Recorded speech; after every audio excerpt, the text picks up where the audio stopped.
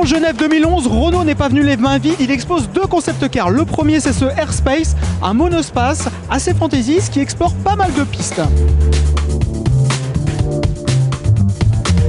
Alors tout d'abord, ce Airspace ne préfigure pas un futur modèle de série, il est là pour donner les orientations futures des monospaces Renault. Le design est assez fluide, assez en rondeur, totalement dans le nouveau style Renault qui va voir le jour ces prochains mois.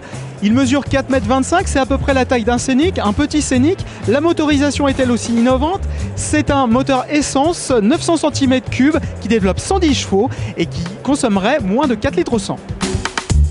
Et l'espace intérieur est très intéressant, c'est Alexandre Gommier, responsable du design intérieur, qui va nous en parler. Alors il y a deux concepts dans ce véhicule. Tout d'abord la partie avant très orientée conducteur et plaisir de conduite, et une partie arrière beaucoup plus axée sur la modularité, dirigée vraiment vers les enfants. On dispose de 4 modularités différentes, c'est-à-dire que les cubes sont équipés de vérins électriques qui permettent à la banquette de s'animer et de prendre des formes différentes. C'est une sorte d'espace de jeu polyvalent, c'est ça ? Tout à fait. Alors est-ce que ça a une chance de voir le jour, puisque j'imagine que côté sécurité avec les normes actuelles c'est un peu difficile de réaliser ça. Écoutez, c'était mal parti, mais en voyant le résultat on a quand même envie de pousser et de voir ce que ça pourrait donner en série.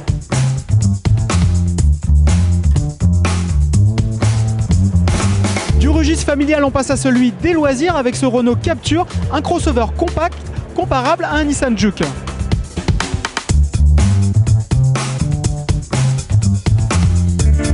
Le design rappelle celui du dernier concept car, la Renault Désir, mais là l'ambiance est complètement différente, surtout à l'intérieur, avec des sièges et un espace arrière fait de cordage, ça c'est pour le côté sport.